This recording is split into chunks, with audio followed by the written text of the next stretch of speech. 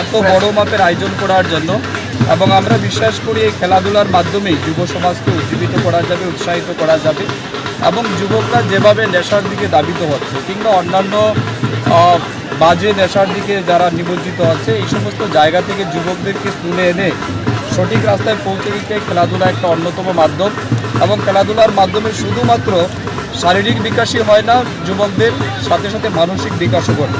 একটা যুবক যখন সুস্থ থাকবে, মানসিকভাবে যখন সুস্থ থাকবে, তখন সে যখন উন্নত হবে, সমাজ উন্নত হবে।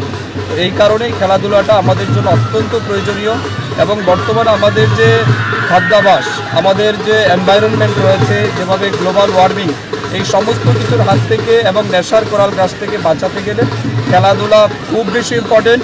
আমি আবারও সোনালী ট্রফি যারা আয়োজক তাদেরকে হৃদয় থেকে ধন্যবাদ জানাচ্ছি এই খেলাধুলা আয়োজন করার জন্য এবং আমি মনে করি এই টুর্নামেন্টের মাধ্যমে অত্র এলাকার খেলোয়াড়রা যেমন উৎসাহিত হবে, পাশাপাশি যুব সমাজেরও আগামী দিন খেলার প্রতি তাদের উৎসাহ বৃদ্ধি পাবে, যুবকরা মাঠমুখী হবেন।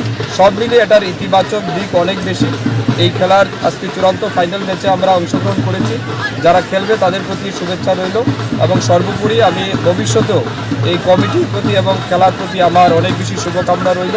আমি আবারও ধন্যবাদ জানাচ্ছি খেলা কমিটিকে এই গুরুত্বপূর্ণ সময়ে আমাকে আমন্ত্রণ জানানোর জন্য। সব মিলিয়ে অসংখ্য ধন্যবাদ সবাইকে। Thank you.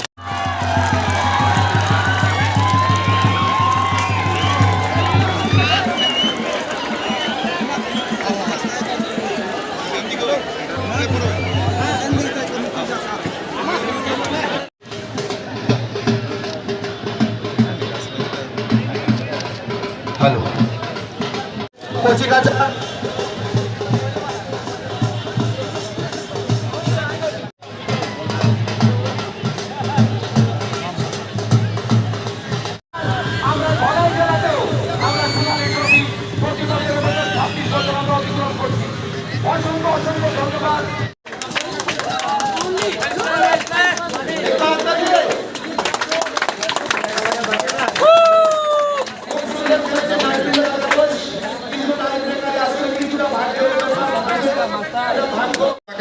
স্বাগত ভাষণ রাখার জন্য।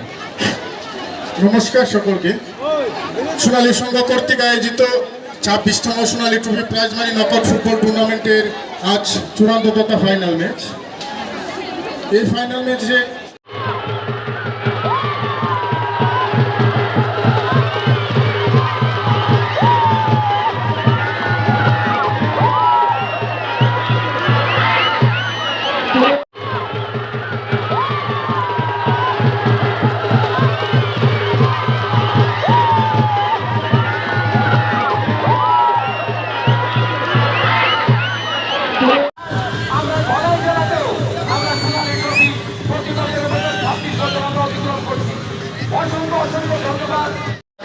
স্বাগত ভাষণ রাখার জন্য। নমস্কার সকলকে। সোনালী সংঘ কর্তৃক আয়োজিত 26তম Sonali trophy prize money knockout football টুর্নামেন্টের আজ চূড়ান্ত তথা final match.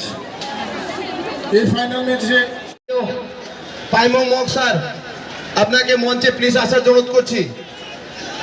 Paimong sir, sir actually আমাদের খেলা ঠিক আছে ওকে।